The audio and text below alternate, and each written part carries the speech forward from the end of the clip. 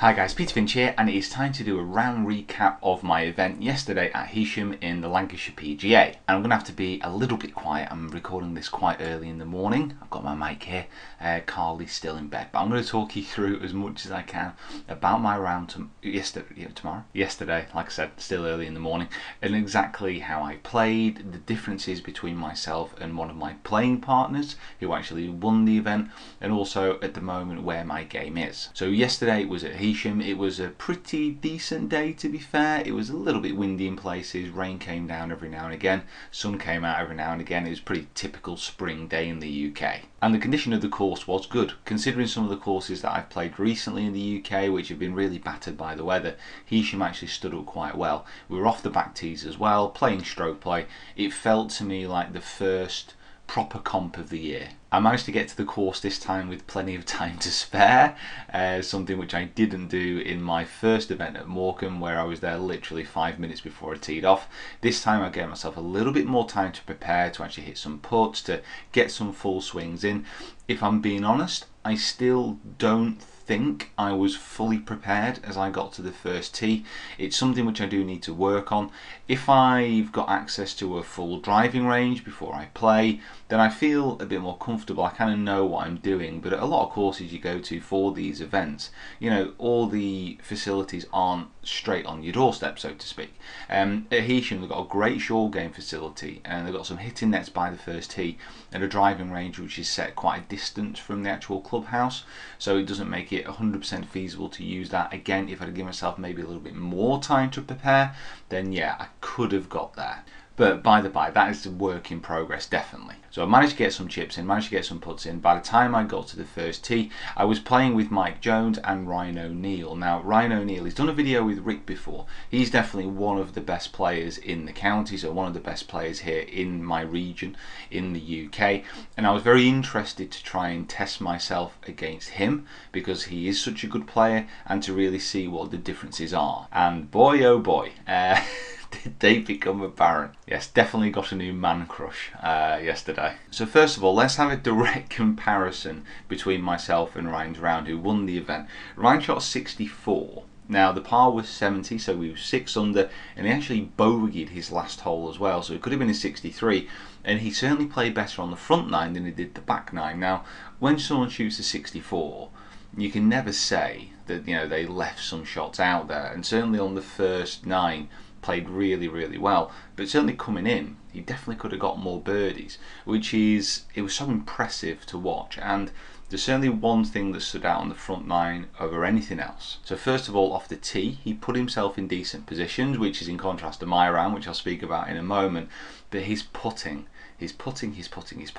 was fantastic. He holds so many good putts on that front 9, and not only were they not simple putts, but they were to keep the momentum building, they were to keep getting lower. Now, whenever I started off in a round and I've started off with a good score, I almost switch into a little bit more of a protective mode, which I think a lot of people do. And it's overcoming that and saying, actually, I want to start low and I want to keep getting lower.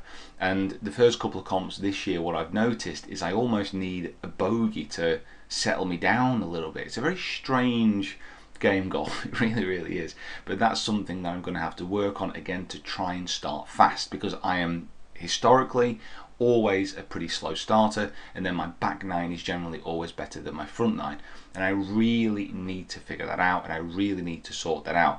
And I was actually having a chat to Ryan on the way round about how to overcome that mental obstacle, because whenever you play with a good player, it's always worth picking the brains, and generally people are pretty friendly, pretty open with their advice, and Ryan was fantastic yesterday, and I'll certainly do more videos on the mental aspect of the game. So a direct comparison on the first hole, and this is pretty much signifies how the front 9 went in comparison for me and Ryan.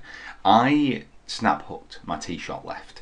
Now, if you've not played Heysham before, all the trouble really on the front 9 is on the left hand side. There's a lot of blind tee shots, so a lot of marker posts to go over, and you can see the trouble on the left. So if that is your bad shot, then you're going to struggle. Now, normally over the last few days when I've been practicing, my bad shot has been a little bit of an overcut.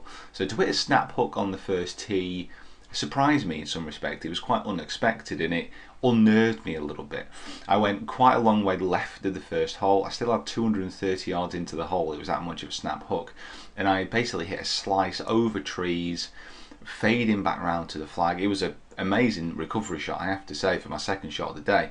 And then I got to the front of the green, knocked it onto the green, hole my putt. So a steady par on a difficult opening hole. Now in comparison, Ryan just bombed his drive straight down the middle, hit an okay approach. I think he misclubbed a little bit, hit it onto the front of the green, and then sunk like a 30-footer. Birdie, easy, on to the next. And this is where I really started to see the difference, because after that tee shot, because all the trouble was on the left-hand side on the front nine, I was hitting everything, and I mean everything, to the right. Now for me, missing everything to the right when all the danger's on the left, it wasn't too bad because it didn't put me in any massive danger.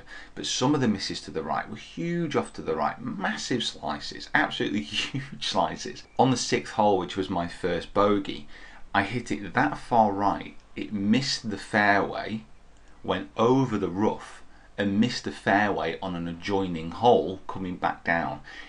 Off the centre of the fairway, it was about 100, must have been a 100-yard miss. And that led to my first bogey. But because my short game was so much better than it has been, and I'll get onto that again in a minute with the battle board, I was able to get around that front nine in only a couple over, despite missing every single fairway. So on that front nine, I did miss every fairway apart from the 9th. Now what that meant is I was putting myself out of position for my approaches, and on that front nine I only had 11 putts. Now this is all to do with the scramble tests I've been doing, so this is a direct point of reference really between what I've been doing in my practice to what I want to do in my comp rounds. And when I was missing greens, I wasn't missing them by loads. I had an option of a chip and run, a floaty shot, or a putt from off the green, and whatever I seemed to choose on that front nine, I executed very, very well. There was only one hole where I had a 3-putt. That was on the 8th, where I just missed the fairway off the tee shot. It was one of my best tee shots on that front nine. Gunned a wedge over the pin and then 3-whacked, trying to force the issue. To put it in context between myself and Ryan, and obviously I'm using Ryan as a comparison because I play with him and he won the event, there were 7 shots difference. 7 shots of difference on that front nine. As I went one way trying to scramble, struggle, trying to put a score together, he went the other and just absolutely destroyed that front nine. And when we got onto the back nine, it's weird how the brain works, it really is. My focus switched a little bit. Again, I felt more relaxed. To be fair, out the whole round is probably the most relaxed I've felt in a competition for a long, long time. So that is getting better. But on that 10th tee, absolutely gunned the drive. It was definitely one of my best drives of the day. It was my best drive of the day, really. Hit my second shot short of the green, hit a terrible approach shot, and then 2-putted, so 5. And that really settled me down because it got me going a little bit. It was like, come on, you know, you can do much better than that. And then from then on until the finish, I was 3 under. And all I did is I played pretty sensible golf. So I missed on the right side again. I birdied 2 of the par 5s on the way back, so both the par 5s on the way back. Then birdied an easy par 4 as well. Just not making any catastrophic mistakes. And again, putting and scrambling really well. Here's a little bit of a mess up in the video. I had 13 putts going out and 11 coming back in, get my head in the game. But what that meant is overall I had 24 putts during the round. Now a lot of those putts were tap-ins because my short game was so good, my chipping and my approach play, I wasn't putting masses of pressure on. I did hold some very good putts as well, but because my short game was so good, a lot of the putts were very close to the hole. Now that gave me that 24 putt mark, which rather nicely is one of my battle board challenges, so I can cross that off the list. In fact, I'm going to do that now. And what's good about this with the battle board is the correlation between, so scramble test, which I've been doing, has improved that. Now I'll just throw up some general stats here. So I only hit 15% of fairways in regulation, 15%, and that meant that I missed 61% of my drives to the right, which was pretty much, I think, a reaction to the first hole. and a combination of my bad shot at this moment in time. 20% off to the left hand side, and one of those was a shot on the 17th, a hole that I birdied. I aimed a long way down the left of that hole, again because the danger was to the right, and as you would have expected, I hit it straight, but managed to hit a great shot into the green with my lob wedge and hold my putt. Again, taking advantage of the short holes but missing on the right side. Greens in regulation 66% miss, 33 hit. Putting, well, good. Under par on the par 5. Scrambling 83.3% scrambling. Now again, that is one of the big benefits of practicing with a purpose, using the scramble tests to actually improve my short game in that way. Really happy with that.